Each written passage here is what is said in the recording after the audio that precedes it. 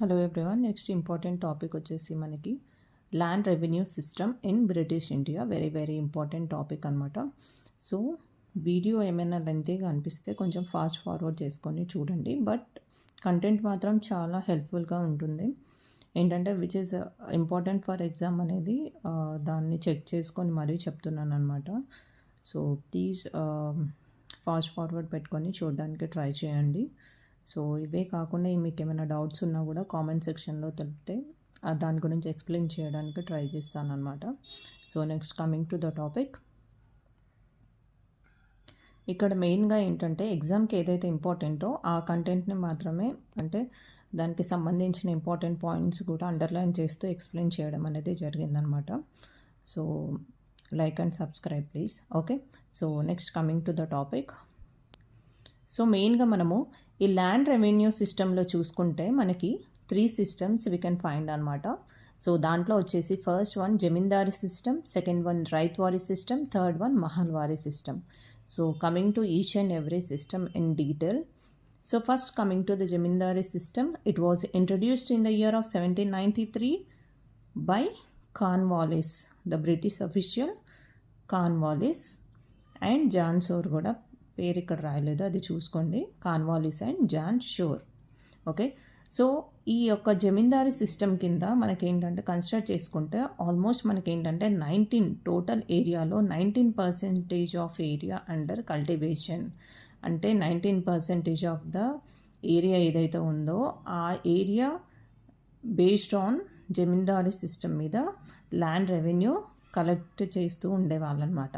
Okay, so ఆ యొక్క places చూసుకుంటే మనం ఇక్కడ బెంగాల్, బీహార్, ఒరిస్సా, ఏపీ అండ్ మద్రాస్, మెయిన్గా ఈ రీజియన్స్లో జమీందారీ సిస్టమ్ని ఇంప్లిమెంట్ చేసేవాళ్ళు అనమాట.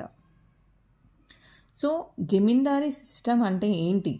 సో మెయిన్గా ఇక్కడ ఏంటంటే zamindars will be the head to collect the revenue. So zamindars ఎవరైతే ఉంటారో వాళ్ళు ఏంటంటే పర్టికులర్ ల్యాండ్ ఎక్కడైతే ఉంటుందో, ఎక్కడైతే కల్టివేషన్ చేస్తూ ఉంటారో అక్కడికి వెళ్ళి వీళ్ళు ఏంటంటే బేస్డ్ ఆన్ ద ల్యాండ్ కల్టివేషన్కి సమ్ అమౌంట్ అని చెప్పేసి జమీందార్స్ ల్యాండ్ రెవెన్యూని కలెక్ట్ చేసి బ్రిటిష్ గవర్నమెంట్కి పే చేయడం అనేది జరుగుతుంది అనమాట. So that is what zamindari system అనమాట. ఇక్కడ ఏంటంటే సో మెయిన్గా ఇక్కడ ఒక బ్యాక్ డ్రాప్ చూసుకుంటే ఏంటంటే వీళ్ళకి ఫార్మర్స్కి ఏంటంటే ఓనర్షిప్ రైట్స్ అనేవి ఉండేవి కావన్నమాట. So whole authority will be based on zamindars ఏదైతే చెప్తారో అదే ఫాలో అవ్వడం అనేది జరిగిందనమాట.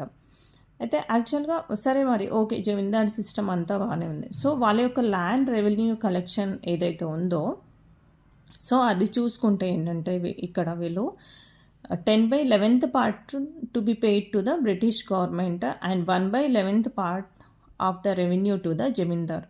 సో ఏంటంటే టోటల్ ల్యాండ్ రెవెన్యూ యొక్క కలెక్షన్ ఏదైతే ఉందో ఆ కలెక్షన్లో 1/11 should be taken as a commission to the Zamindar and 10/11 to be part of the revenue to be taken by British government అనమాట.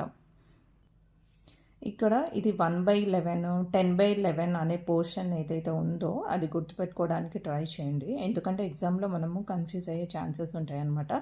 సో ఇన్ డీటెయిల్గా మనము దాని గురించి ఎంత ల్యాండ్ రెవెన్యూ ఎవరెవరికి వెళ్తుంది అనేది చూసుకోవాలనుకుంటే, ఫర్ ఎగ్జాంపుల్ ఒక పర్టికులర్ ల్యాండ్ తీసుకుంటే ఆ ల్యాండ్ యొక్క రెవెన్యూ 11,000 అనుకుందాం. సో ఆ 11,000లో ఏంటంటే 10/11 పార్ట్ అంటే 10,000 rupees should be paid to the British government అనమాట. వచ్చే టోటల్ రెవెన్యూలో ఏంటంటే మనము 10,000 అమాంగ్ 11,000 10,000 వచ్చేసి మనము బ్రిటిష్ గవర్నమెంట్కి పే చేస్తాము. దాని తర్వాత ఏంటంటే 1/11 పార్ట్ అంటే 1,000 rupees to be taken as a commission to the zamindar అనమాట. టోటల్ ల్యాండ్ రెవెన్యూలో సో ఇంత అమౌంట్ అనేది వాళ్ళకి వెళ్తుంది అనమాట. So that is regarding zamindari system అనమాట. సో ఇక్కడ జమీందారీ సిస్టమ్ ఏ ఇయర్లో ఇంట్రొడ్యూస్ చేశారు అండ్ ఎంత పార్ట్ ఆఫ్ ద ఏరియా ఎంత percentage of area is cultivated under zamindari system and ఎంత రెవెన్యూ అనేది కలెక్ట్ చేస్తారో అది చూసుకోండి, సరిపోతుంది అనమాట. సో నెక్స్ట్ ఇంపార్టెంట్ సిస్టమ్ వచ్చేసి మనకి ఇక్కడ ryotwari system. That was introduced in the year of 1820లో ఇంట్రడ్యూస్ చేయడం అనేది జరిగింది and 52% of land was cultivated under ryotwari system. Okay, it was introduced by Thomas Munro Thomas Munro దీన్ని ఇంట్రడ్యూస్ చేయడం అనేది జరిగింది. And it was further developed by the Alexander Read. So it was implemented in the areas of Madras, Bombay, parts of the Assam and బీహార్లో దీన్ని introduce చేయడం అనేది జరిగిందనమాట. So మెయిన్గా దీంట్లో యొక్క అడ్వాంటేజ్ ఏంటి చూసుకుంటే ఏంటంటే మనకి ఇందులో మిడిల్ మ్యాన్ ఎవరు లేరు అనమాట. డైరెక్ట్గా ఎవరైతే మనము ప్రీవియస్లీ జమీందారీ సిస్టమ్ తీసుకుంటే దాంట్లో ఏంటంటే in between British government and farmers మధ్యలో zamindars will be the middle మ్యాన్గా ఉండి రెవెన్యూ కలెక్ట్ చేయడం కానీ సో బ్రిటిష్ గవర్నమెంట్కి పే చేయడం కానీ జరుగుతుంది. అదే రైతువారీ సిస్టంలో ఏంటంటే కంప్లీట్గా ఏంటంటే రైతులే ఫార్మర్సే డైరెక్ట్గా వెళ్ళి బ్రిటిష్ గవర్నమెంట్కి రెవెన్యూస్ పే చేయడం కానీ జరిగిందనమాట. సో ఇక్కడ మిడిల్ మ్యాన్ సిస్టమ్ అనేది లేదు. సో వీళ్ళు డైరెక్ట్ కానీ ఇక్కడ ఏంటంటే ఫిక్స్డ్ రెవెన్యూ ఉందా, మరి ఎంత రెవెన్యూ పే చేస్తారు అని అంటే ఫిక్స్డ్ రెవెన్యూ లాంటివి ఏమీ ఉండవు. సో ఆ రెవెన్యూ ఏంటంటే దాని యొక్క సర్టన్ పాయింట్ ఆఫ్ పీరియడ్కి ఏంటంటే రివ్యూ చేస్తూ ఉండేవాళ్ళు అనమాట. అంటే మారుస్తూ ఉండేవాళ్ళు అనమాట.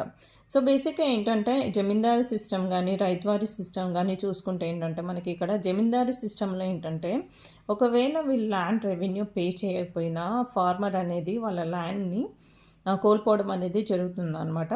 సో ఏంటంటే వాళ్ళకి ఫిక్స్డ్ ల్యాండ్ అథారిటీ అనేది లేకుండా ఉండేదన్నమాట జమీందారీ సిస్టంలో.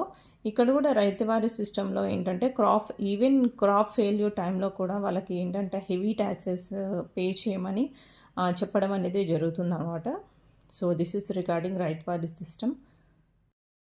నెక్స్ట్ సిస్టమ్ వచ్చేసి మనకి Mahalwari system. It was introduced in the year of 1822, introduced by Mackenzie.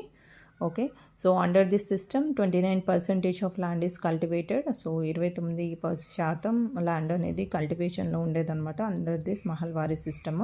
And it was improved by RM bird. Further ఏదైనా దాంట్లో మోడిఫికేషన్స్ ఉంటే దాన్ని ఆర్ఎం బర్డ్ అనే పర్సన్ ఇంప్రూవ్మెంట్ అనేది చేయడం అనేది జరిగిందనమాట.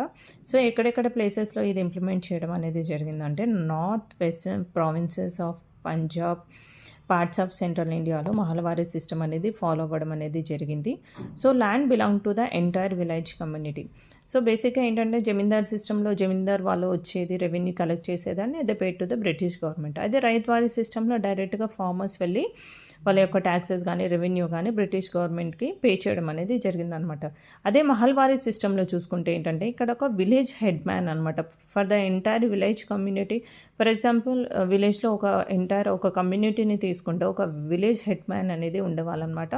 సో ఆ పర్సన్ ఏంటంటే డైరెక్ట్గా వెళ్ళి ట్యాక్సెస్ పే చేయడం కానీ బ్రిటిష్ గవర్నమెంట్కి అలా ఉండేదన్నమాట.